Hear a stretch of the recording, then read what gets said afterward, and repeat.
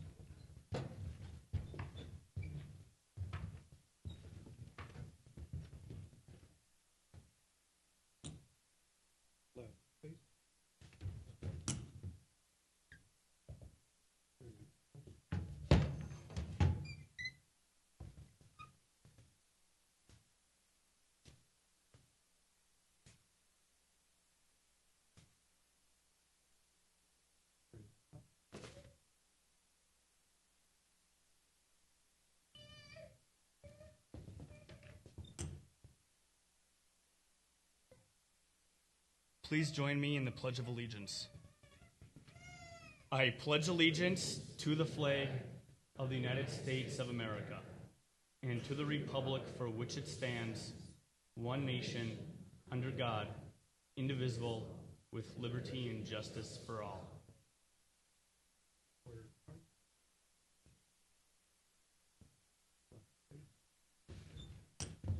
Forward. March.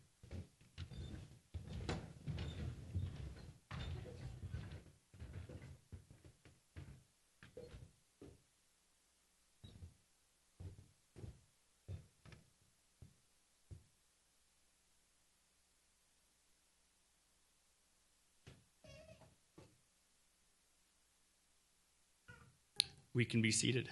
Thank you. Thank you once again for being here tonight.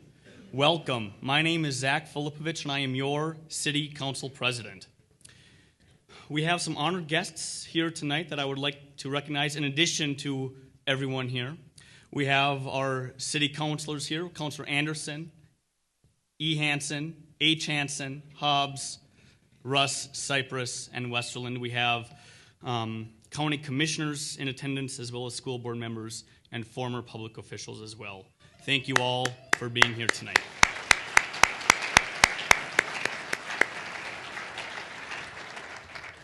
I want to start off with I'm going to share with you a brief council perspective on the state of our city, how we are progressing and discussing long-term solutions to the challenges that we face. It is such a pleasure to serve on the city council in a community that is so engaged. This room proves that here tonight. You know, some other folks in other communities might look at all of you and ask and wonder, don't these people have something better to do? And, you know, before you realize that you have other things to do, I'm going to venture and guess that you are here in this room because you care about our community. You want to know what the state of our city is, and you want to know how you can help make Duluth a better place for all of us to live in. You probably have some ideas on how to do just that, and myself and the rest of the council and the mayor's office are here to listen to you. I want to start off with a short story. It was 6 years ago in 2010 when I started and attended the University of Minnesota Duluth. And like so many other Duluthians, I was politically active. Sign waving on the corner of Woodland and Arrowhead for a candidate who was running that year. The block between Arrowhead Road and St. Marie Street was under construction, something I hope to see more of. As our group was waving, a tall woman came to relieve one of us. She introduced herself as Emily, and we talked about Duluth and the issues of the day.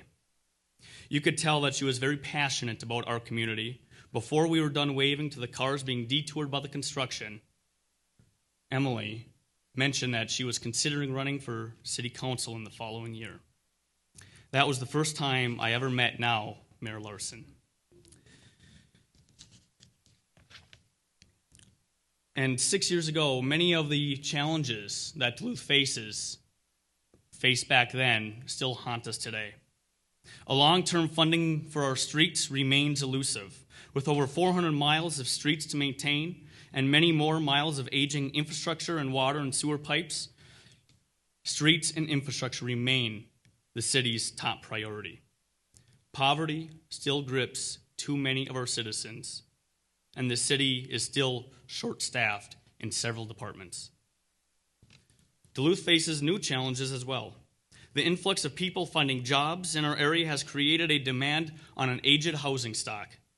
The new shared economy is presenting questions for communities all across the nation, and Duluth is no exception. However, we are resilient. We have faced turmoil before and have seen positive outcomes. Much of that success is due to a dedicated city staff and forward-thinking administrations, both past and current. The City Council also has an important role. It is the Council's mission to develop effective public policy rooted in civic involvement. We are here to be the pulse of the citizens, to bring the public at large into the discussion and decision-making process. All are welcome to speak at council meetings or simply observe. The City Council chambers are the citizens' chambers. Within the first 100 days of this year, the Council has made some important decisions for the betterment of Duluth.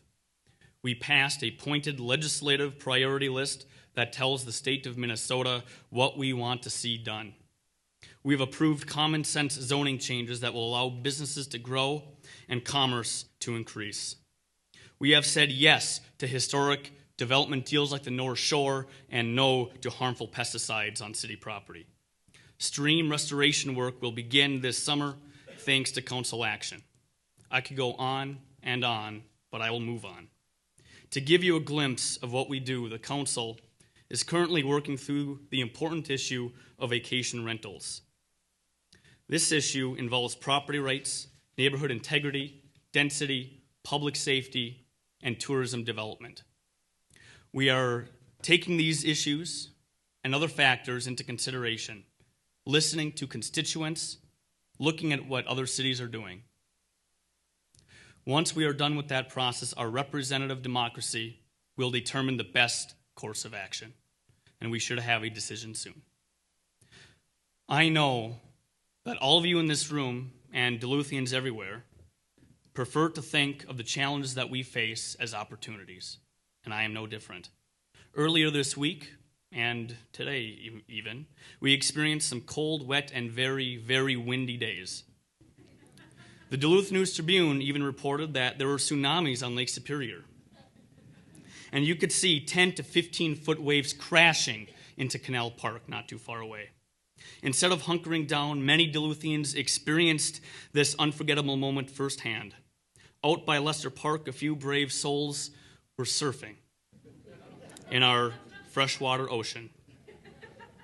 Duluthians relish in what Mother Nature has to offer, and this one example illustrates our collective grit. There's no challenge in Duluth that cannot be solved by what makes us special: our optimism, our engagement, and our tenacity. Now, it is my pleasure to introduce a person you all know as caring, collaborative, and passionate. I was first introduced to her 6 years ago.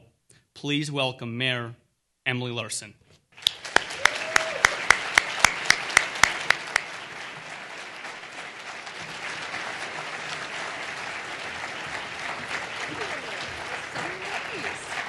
you, Zack. Thank you, President Filipovich. We're not starting the speech yet. We have some more business to do, and I'm so happy to be here. President Filipovich, you're doing a wonderful job. Thank you so much. And those comments were so nice. That was really nice to remember that moment. Hang on. So it's a real pleasure to be here tonight, and I'll move into my comments in a few minutes. But before I do, first of all, welcome. Welcome to this state of the city, our state of our city. I am so honored to work for the city of Duluth. Deeply honored to work with many of you. We have so many staff in the room today, and I thank you, first of all, for choosing to work for the city of Duluth. Sincerely, thank you. The work we do is so important. I know that we all do different parts in different ways, but together we're making a huge difference every single day in the lives of people. And one of my favorite things is to go into schools and talk with kids, and I'll always ask them, what did you do today that involved the city of Duluth? And they have no idea. And then I talk to them, did you brush your teeth? Did you walk? Did you use a sidewalk? Did you, and you go through the list and you realize, yeah, it is impacting your everyday life. I'm really proud to work with you and be among you. And tonight we get to share and celebrate a special employee. And one person who I've in particular enjoyed working with since I started as our CAO, Chief Administrative Officer David Montgomery. I think he deserves a cape for all he is doing. For all of us, if you could come up, Dave. And Dave is going to share with all of us. We're going to celebrate a special award winner tonight. And, of course, in my mind, all of our staff deserve big, big awards. And I hope every day you feel my appreciation, my sincere and deep gratitude for all that you do. But, David, if you would, please. Thank you, Mayor, and welcome everybody here tonight. This is another kickoff of a new generation of leadership for Duluth, and I'm thrilled to be able to continue on and help Emily in that transition and serve with her. These are going to be exciting years ahead for everybody. What I'm bringing up here tonight is our Clarence Maddy Award, and that is an award every year that we give to, it's essentially a Lifetime Achievement Award for our employees in recognition of the work they've done. And tonight we're naming Brian Hansen. If you can kind of come up, Brian, while I'm talking. Yay!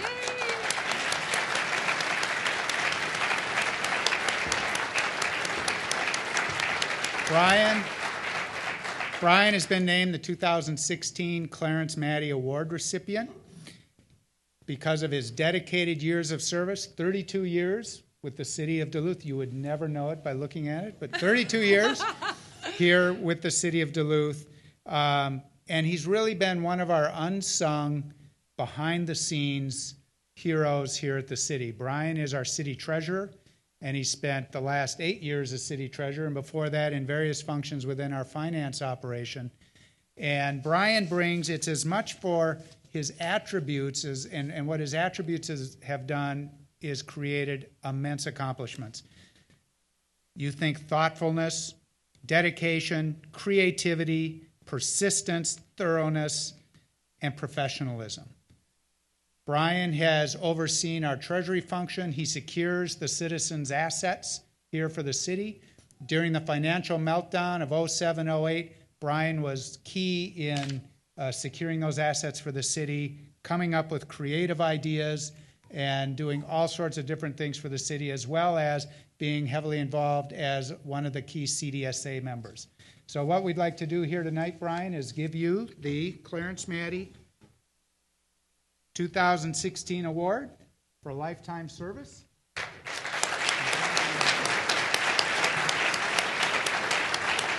you like to say anything?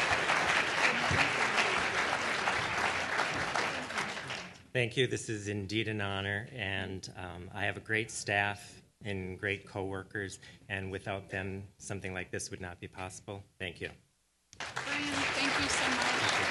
Congratulations. And we'd just like to say that the family of Clarence Maddy is here, and we'd like to acknowledge them as part of this award process. So thank you very much for your attendance here.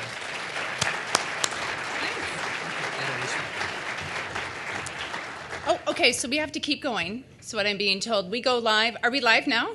Okay. Welcome to the state of the city. So before I launch into since I'm already on and not quite on my game, I just want to warm up. I want to say a few quick thank yous before I begin my speech. First of all, thank you to the City Council. I know how hard the work is. I know the heart you bring. Thank you for the work that you do. Thank you to your partners and families who help you be here and present today. Same to my colleagues at the school board and St. Louis County as well. Paku is the one who's ushering me along and asking me to move forward, and I have to thank her. She has helped put on a really important event, which included keeping me fed today, and I appreciate that. In our office, there are a lot of people who make everything work every single day. Phil Jentz and Bronwyn Lipinski are a couple of them. I don't think I could go a week, a day, even an hour without their support. And Eric Peterson is my not-to-exceed consultant who has exceeded every single expectation. Thank you, Eric.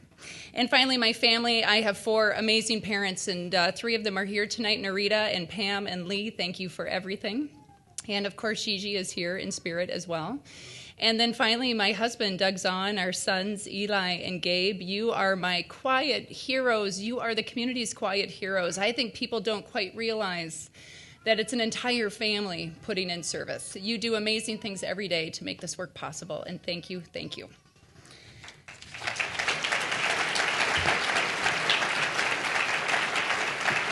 Okay, so let's get started. 4 months ago, I stood here promising an administration committed to fairness and opportunity for all neighbors across all neighborhoods, one that is inclusive, collaborative, and transparent. And I promised to be back, to provide an update on our progress, and to lay out a vision and an agenda for tackling the challenges we face. So here we are. And I don't know about you, but I am ready to get started. Some of you have heard my story of falling in love with Duluth as a 5-year-old during a family vacation. Seen through the eyes of a child, the world is refreshingly clear and honest, hopeful, even magical, and everything is possible. So during my first week in office, I asked the children of Duluth to show me their vision for Duluth. I wanted their words and pictures up on my office wall. Hundreds sent in pictures and posters, and some are behind me tonight. Their hopes are simple, direct, and profoundly challenging. My dream for Duluth is no one hurts, says one. No more bad people, says another. No bullying, no more drugs, no more weapons. Others are more playful. Give us fun. Make food free. Or an outdoor pool and splash pads. They are aspirational. I have many gentle possibilities. And one simply declared, Duluth is home.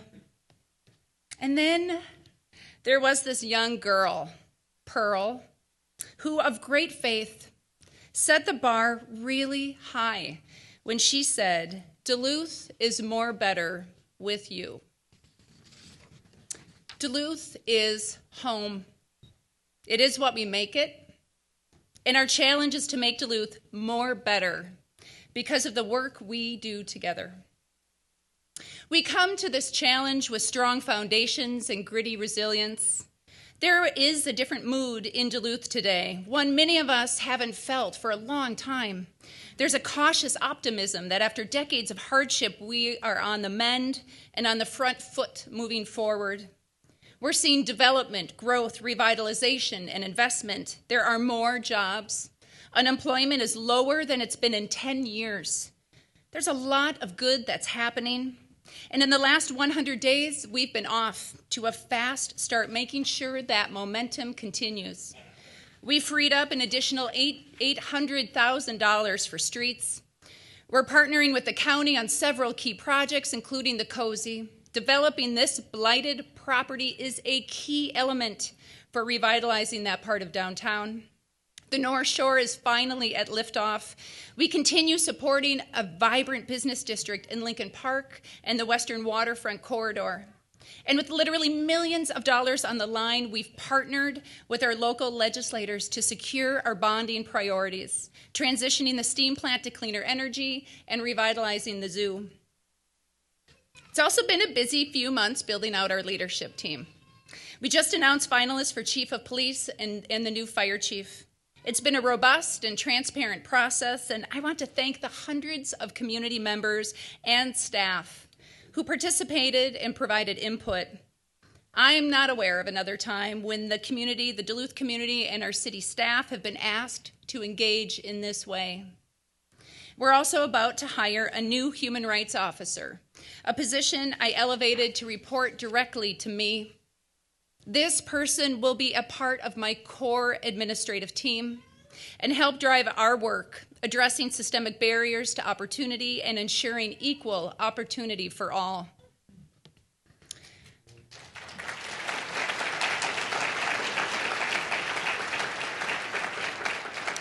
A lot of our time has been spent asking questions and listening, building relationships and trust. We're surveying frontline city workers to learn what they need to succeed and how we can work better together. We took City Hall out of City Hall and put it where it belongs, in the city. We started holding open neighborhood forums across the city, hosted with a city councilor. I've initiated listening sessions with small groups of people from communities and circumstances too often marginalized or overlooked in our policy debates and decisions. Folks who would never likely have the ear of the mayor. Their stories of resilience, determination, hope, and fear animate my work. Finally, my staff and I have reached out to dozens and dozens of individual leaders, community leaders, nonprofit organizations, and businesses to ask for their ideas and their criticisms and their needs.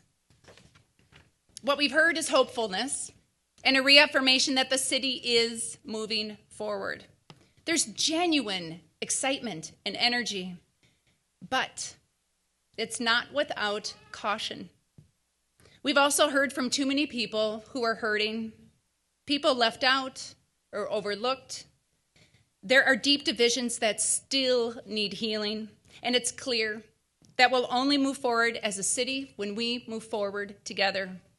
And this will be my focus. I'll start with a story, Duluth's Point of Rocks. It's that rock cliff that towers over you as you come down Mesaba and wrap past the M&H gas station on Michigan. The Point of Rocks has historically been both a physical and symbolic divide in this city.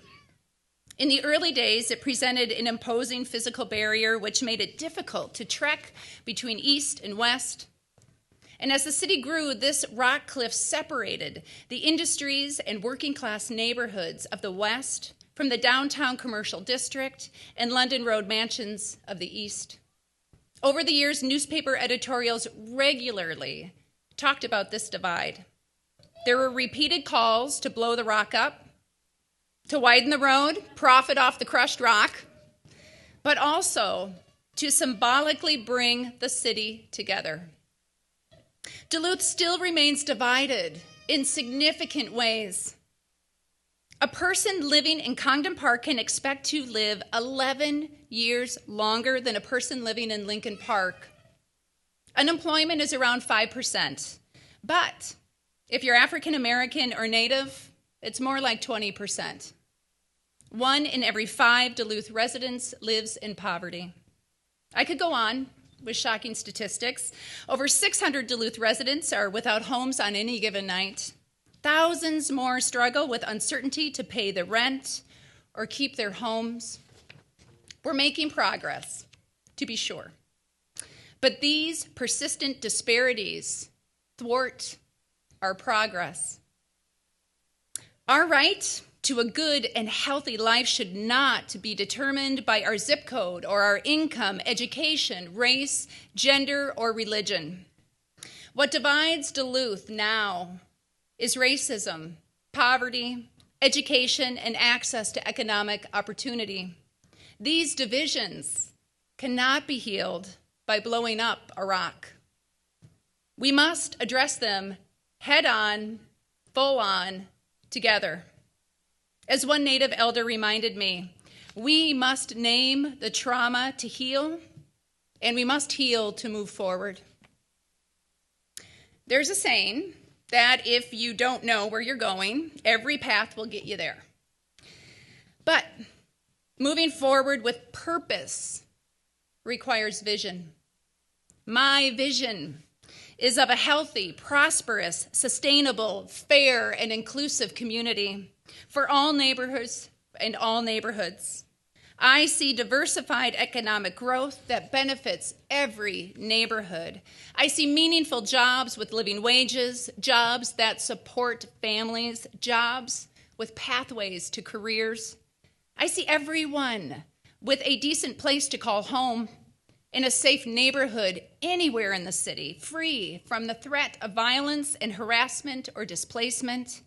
I see Duluth as a green city on a great lake, with clear streams and fresh air and parks and trails accessible to everyone. A future powered with clean, renewable energy. I see people with affordable health care, including mental health and preventative care. This vision didn't come from the top floor of City Hall. It came from your hard work and the dreams that you have shared with me. But Pearl said it simpler. Our vision is a Duluth more better for everyone. I'm asking you to join me on this journey and commit to making this vision real. I'm calling our commitment Forward Together. Forward Together represents a different way of doing business, where governing meets community leadership, where the city acts as a collaborator with community organizations, supports, lifts up, and partners with local efforts, reaches out to include and help amplify seldom heard voices. Forward Together means developing a shared agenda, where we measure our collective success, and where we will make the path by walking it together, and where the city leads by walking its own talk. And that's what I call lead by being. We all know the city doesn't have unlimited money. Our community's needs will always be greater than our wallet can deliver. But the city is not without significant resources. We are one of the area's biggest employers, with 850 amazing, creative, committed employees. We are one of the largest purchasers of goods and services. It matters where we focus our attention. I think we can set the bar high for others in the community by setting the bar even higher for ourselves. And that's what it means to lead by being. I've started this process with my directors, identifying 4 simple questions that challenge us to stay true to our commitment and core values. And they are, who did you talk with, and how and when did you engage with them? Who is not at the table who should be? How does this tip the balance towards justice, towards more fairness and opportunity, and less disparity? And what might be the unintended negative consequences of our decision? These questions will help focus our approach. Sure.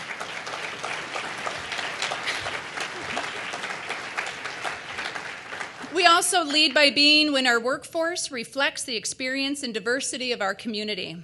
We have a lot of work to do, hiring and retaining talented employees of color and persons with disabilities, and in the police and fire departments, women. Immediately after taking office, I formed an internal team of directors and managers and asked them to participate in a year-long program called the Government Alliance on Race and Equity, or GARE. GARE is a national network of municipal governments working to achieve racial equity and advance opportunities for all. This team will become our internal champions who will help drive our conversation and evaluate our cultural competency and our practices. We've already taken some immediate first steps. Our Human Resources Director, Teresa Severance, has started to review job descriptions. to determine whether they have unnecessary qualifications that present barriers. And one quick example, and really a simple change, was to eliminate the requirement for a driver's license for seasonal laborers.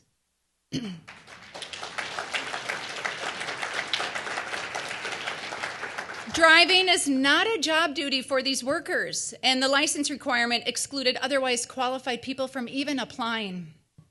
We'll continue this work by pulling together a cross-department task force to systemically examine our hiring practices through a fairness and inclusion lens.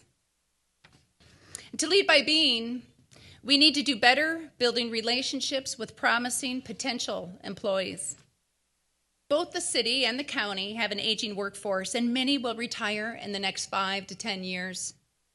Duluth has 22,000 students in our local colleges and universities, some 4,000 graduates in any given year. Hundreds of them have fallen in love with Duluth, would love to stay, and we would be a richer community if they could. We're sitting on an incredible opportunity, and we need to tap it.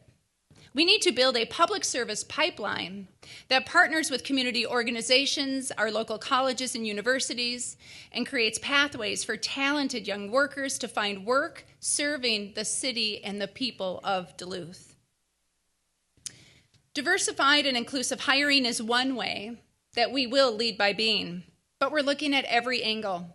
For example, our Chief Financial Officer, Wayne Parson, just reviewed city purchasing to see how we can better leverage our purchasing power to generate local economic growth. The city of Duluth spends about $35 million a year on goods and services.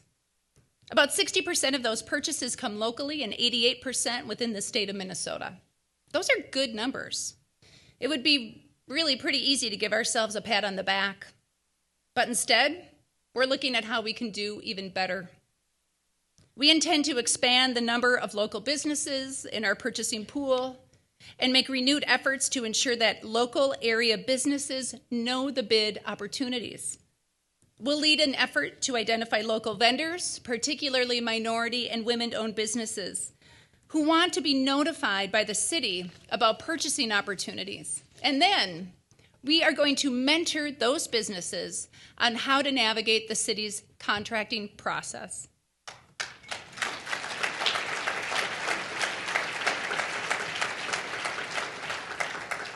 We will lead by being, but City Hall alone cannot achieve our vision.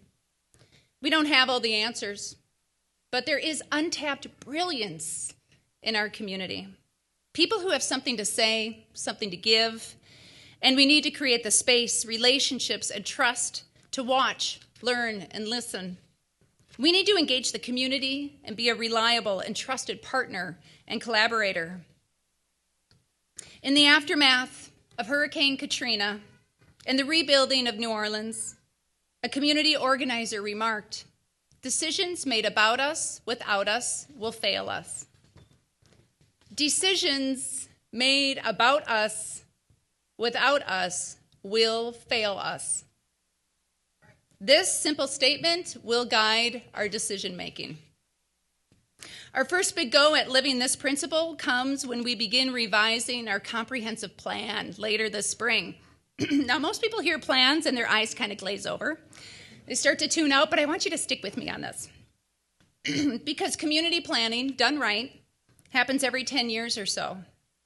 And it's a time when the community comes together to evaluate where we're at, define where we want to go, and determine what we want to look like in the future. It's a time when we set up our collective priorities around land use, where we should develop, or what we should protect. We set priorities for the type of housing we need and where it's needed, and how we connect people with jobs across neighborhoods. Keith Hamry and our planning department have been hard at work developing a timeline and process that maximizes genuine community engagement. Our current plan is guided by 12 governing principles, but we are adding 2 more. How does this increase fairness and opportunity across neighborhoods? And what are the health impacts of our decisions? Both go to the heart of our core values and vision. Both will shape every aspect of this plan. Another way we'll engage community is through Duluth's 34 boards, commissions, and authorities. They range from planning to parking, housing to human rights. They provide a way for people to participate formally in providing advice and guidance on city decisions. Working with the City Council, I want to empower and diversify these boards so they are more representative of our community and have the support, training, and tangible tasks that will maximize their impact. We've already started reviewing them to identify vacancies, but we need to do more. We need to build partnerships with community organizations and dig deep into the richness of our community's expertise. Recruit those most impacted by our decisions to serve on the bodies helping shape those decisions. Systematically remove barriers for participation and support new members with training and mentoring. Through these efforts and others, we will begin tapping into our city's brilliance. We're working on dozens of great initiatives with local businesses and community partners. But in my last few minutes, I want to focus on 3 of my priorities for the next year: jobs, housing, and sustainable energy. Each of these will require collective effort and community commitment to move forward. On jobs, few things are more important than finding a good job and doing meaningful work. I want to hone in on 2 aspects: job preparation and job quality. Workforce development makes it possible to connect people struggling to find jobs with good jobs. Under the leadership of Paula Reed, Duluth's Workforce Center is all about partnerships and collaboration. Our summer youth employment program, done in partnership with the Duluth Public Schools, provides an excellent example. Rather than waiting until school is done to provide pre-employment training, as we've done in the past, this year, starting last week, we're providing students training 1 day per week at school. This small change allows more training, and it ensures that students can start working as soon as summer break begins. We need to double down and expand partnerships like these, but we can also lead by being. The city currently asks area employers to provide mentoring and work experience for workforce center job seekers, but as a city, we don't provide it ourselves.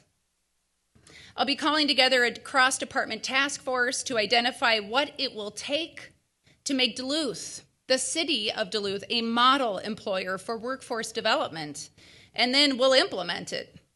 I will find additional flexible funding to support outreach and creative solutions to the barriers current funding doesn't cover. And further, I'll be asking the Duluth Workforce Board to convene a group of community stakeholders to make specific recommendations for what the city can do to create a more effective, more streamlined system to get people working and to move our community forward. We need to continue preparing and connecting people to jobs.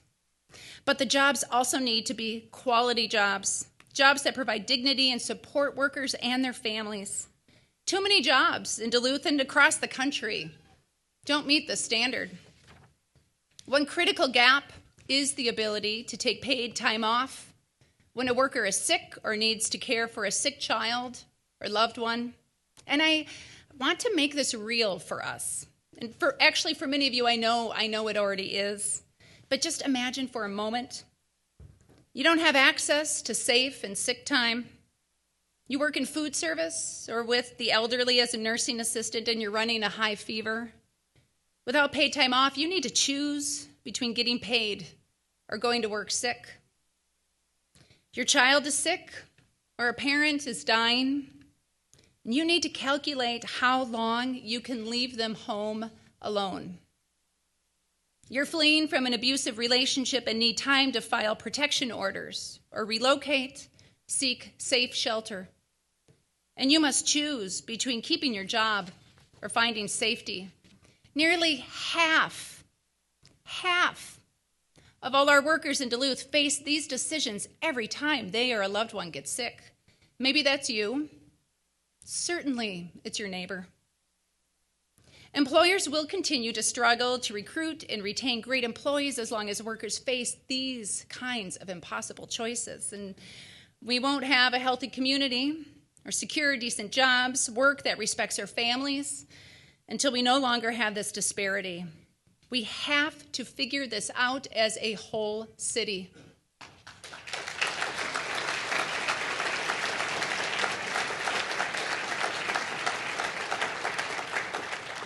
And in this, the city of Duluth will lead by being. All of our unionized employees already have the ability to take paid time off, but I've asked our Human Resources Department to identify other employees who may qualify and to develop a plan to ensure that every single qualified city employee has the ability to take paid, safe, and sick time. In addition, for our two largest employee unions, we've already extended using sick time for the birth and adoption of a child and paid time off for non-birthing parents. This time is over and above any additional paid leave mandated by state or federal law. It's a start. And we want to continue by extending this benefit to all of our employees in the next round of contract negotiations. On housing, Duluth's history makes us unique, gives our city character. It also presents us challenges. We're an older city, and our housing stock is old too. We have a critical need for affordable housing, and Duluth's growing industry like aviation and healthcare struggle to recruit workers because of the lack of market rate housing. We've got to start addressing our housing needs head on, holistically, across the whole city. There's lots of activity going on and some really, really great housing projects underway. But as a whole, our current efforts are scattered, not cohesive, too often reactive or opportunistic rather than strategic. We have a good idea of how many homes we need or what types of homes we need, but now we need to answer the key questions: where to build, what to build, and what new and creative ways we can find to pay for it. I'll be calling on community housing organizations, low and moderate income residents, key businesses, developers, and the building trades to come together in partnership with the city and other public entities. And together, we will develop a housing strategy that identifies key priorities and lays out specific action steps for moving forward. On sustainable energy, Duluth is a green city. We're blessed with clean air, some of the best water in the world. We've been a leader in the state on alternative energy and climate protection, and we need to build on this legacy. We're also an old city with all those old ailments like creaky infrastructure, leaky buildings, and inefficient energy systems. My priority will be to look for every way to cut energy waste and shift to cleaner, more efficient energy alternatives. It's not just the environment that's driving me, because Duluth loses millions and millions of dollars each year because of these inefficiencies. A few weeks ago, we did lead by being and announced $500,000 for energy efficiency upgrades for city buildings and property. Simple things like LED lights for the parking ramp and the lake walk. This initial investment saves $100,000 per year in energy costs, money that will be invested into a dedicated energy fund for additional improvements. And now we'll develop a municipal energy and facilities plan that identifies additional opportunities to save money and to do right by our planet and people and place.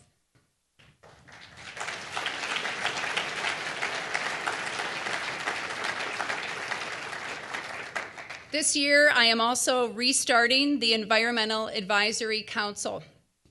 Formed in 1996 to advise the City Council and administration around environmental issues, it has become inactive.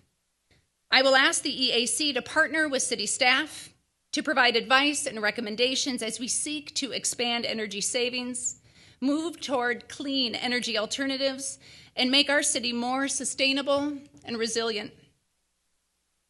Duluth is blessed with a collaborative spirit. You're all here tonight. We get stuff done when we work together. There are so many groups pulling together to make a difference.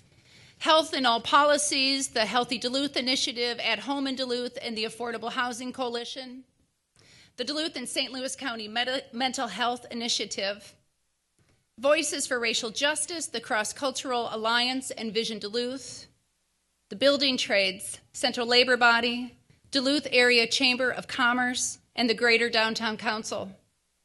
Each of these efforts makes our city stronger.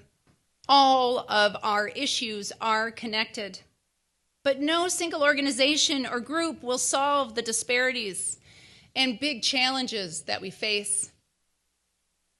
So, is there more to talk about? You betcha. Streets, crime and safety, drugs, that darn blue bridge, and more. There's more to dig into, and we will. So consider this tonight a beginning, a way to start healing the divisions of geography, racism, poverty, and lack of opportunity, to name these truths so we can begin healing and start moving forward. So my challenge in the coming months will be to come together in partnership, the city and the community, to explore how we can do more, better together, to commit to acting together so we can move forward together, so that we can make the city Pearl grows up in more better for everyone together. Thank you.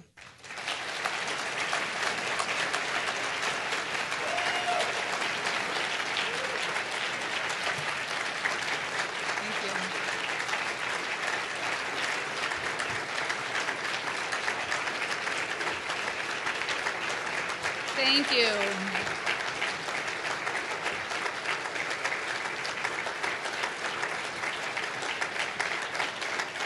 Thank you. Thank you for being here. We have some refreshments here. I'm so honored you chose to spend your evening here to hear the state of the city. Really look forward to moving forward together. Thank you.